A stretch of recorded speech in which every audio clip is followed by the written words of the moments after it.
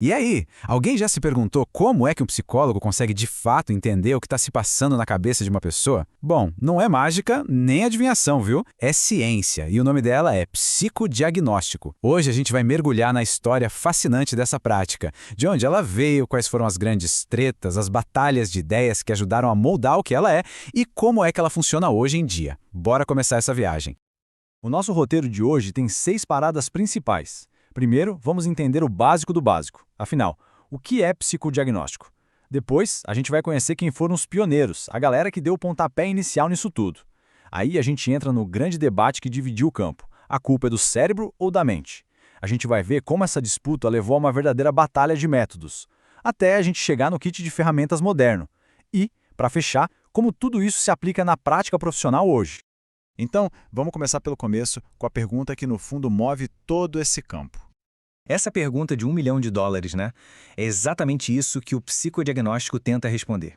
E o ponto aqui não é sobre intuição ou um achismo, mas sim sobre ter um processo estruturado, científico, para mapear como a nossa mente funciona. A definição formal diz que o psicodiagnóstico é uma avaliação psicológica para fins clínicos. Mas o pulo do gato está aqui. O objetivo não é só sair por aí colocando rótulos nos problemas. E talvez até mais importante, identificar as forças, os recursos que a pessoa já tem. Pensa só numa situação. Alguém está com muita dificuldade de se concentrar no trabalho. Um diagnóstico rápido poderia dizer que é ansiedade e pronto. Mas o psicodiagnóstico vai muito além. Ele pode revelar, por exemplo, que essa pessoa tem um raciocínio lógico incrível, mas que se perde quando precisa lidar com muitos detalhes ao mesmo tempo. A ideia é criar um mapa completo da mente, mostrando os superpoderes e os desafios, para aí sim traçar um plano de ação que faça sentido. Ok, agora que a gente já entendeu o que é, vamos fazer uma pequena viagem no tempo para conhecer as mentes que criaram as bases para tudo isso. A origem de tudo está na psicologia clínica, um campo que foi criado por um cara chamado Leiter Whitmer, lá no finalzinho do século XIX. E a sacada genial do Whitmer foi justamente juntar dois mundos que não se conversavam muito: o rigor científico da psicologia que era estudada na universidade, com a prática do cuidado da tradição médica. E foi aí que nasceu uma nova forma de entender e de ajudar as pessoas. E aí, no comecinho do século XX, essa ideia de medir a mente começou a ganhar muita força, principalmente por causa de 3 pioneiros. Primeiro, veio Galton, que botou o foco naquilo que nos torna únicos, as diferenças individuais. Depois, Cattell pegou essa ideia e transformou ela nos primeiros testes mentais. E por fim, Binet deu uma aplicação super prática para tudo isso, usando testes para ajudar na avaliação de crianças na escola. Juntos, eles foram construindo os degraus da escada da testagem psicológica. Bom, com as bases já construídas, não demorou muito para o campo se dividir por causa de uma grande questão. Qual é a real origem dos nossos problemas mentais? É o corpo ou é a mente? De um lado do ringue, a gente tinha a visão biológica. Ela foi muito influenciada por descobertas da medicina, tipo a ligação entre uma lesão no cérebro e um sintoma clínico. Então, essa corrente buscava a causa dos problemas no corpo, principalmente no sistema nervoso. Foi aí que os pacientes deixaram de ser vistos como loucos para serem considerados nervosos, ou seja, gente com problema no sistema nervoso. Do outro lado, em oposição total, estava a visão psicanalítica, que olhava para dentro. Ela explorava o nosso mundo interior, os conflitos, os desejos que estão lá no inconsciente para entender o sofrimento. E claro, essa briga tinha seus protagonistas. E que protagonistas! Do lado da biologia, Kraepelin criou um sistema super detalhado para classificar as doenças mentais, quase como um catálogo. Já no time da psicanálise, Freud se tornou grande nome, investigando o inconsciente. E um dos seus seguidores, Jung, criou uma das primeiras ferramentas práticas para isso, o teste de associação de palavras. E como era de se esperar, filosofias diferentes levaram a ferramentas diferentes. Agora, a gente vai ver a batalha entre as técnicas que surgiram a partir dessa divisão toda.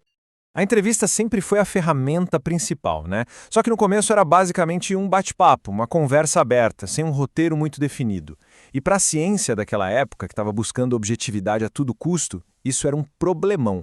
Como é que se podia garantir que a avaliação era confiável se ela dependia totalmente do estilo de quem estava entrevistando? A psiquiatria, com aquela pegada mais médica, resolveu isso criando a entrevista estruturada. Pensa nela como uma conversa guiada por um roteiro, com perguntas específicas, critérios bem claros, quase um checklist mesmo. Isso deu um status mais científico para a entrevista, transformando ela numa ferramenta com propriedades psicométricas. Ou seja, agora dava para medir, era confiável e era válida. Já a psicologia clínica foi por um caminho um pouco diferente. Em vez de apostar todas as fichas numa única ferramenta, ela preferiu combinar vários métodos. Usar entrevistas, testes objetivos e também análises qualitativas. A lógica por trás disso era bem simples: cruzar informações de várias fontes diferentes para ter um diagnóstico mais completo, mais robusto e mais confiável. Aí, ali entre os anos 40 e 50, uma nova ferramenta simplesmente explodiu em popularidade: os testes projetivos, tipo o famoso teste de Rorschach, das manchas de tinta. E por quê? Porque eles pareciam ir mais fundo que os testes objetivos da época, sabe? Eram vistos como ideais para explorar questões bem complexas, como neuroses e psicoses.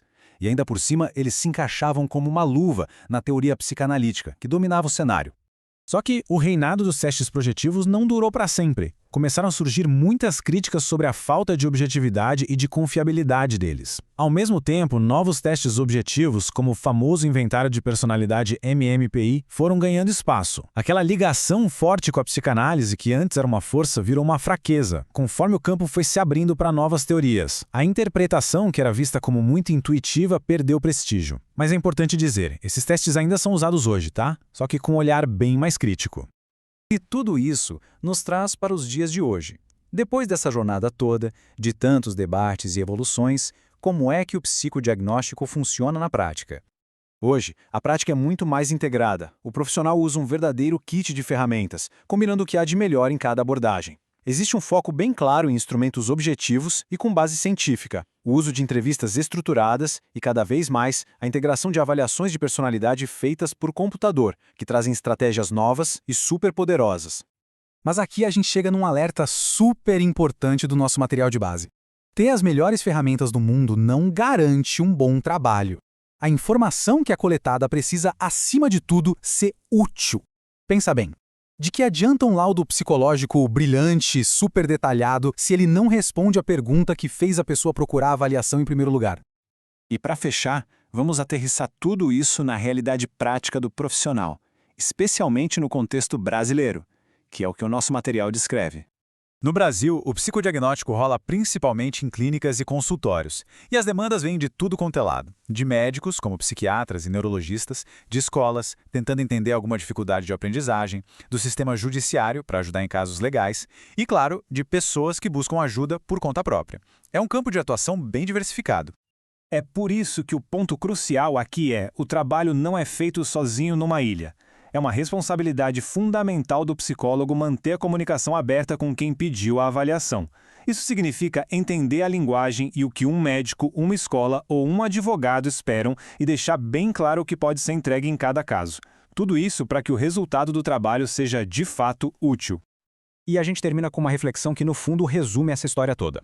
A gente viu uma tensão constante entre a busca por testes cada vez mais objetivos e a arte da conversa clínica. Olhando para o futuro, onde será que está a chave para a gente entender a mente? Em ferramentas cada vez mais precisas ou na nossa capacidade de ter conversas mais humanas e mais esclarecedoras? A pergunta fica no ar. Muito obrigado por acompanhar essa análise.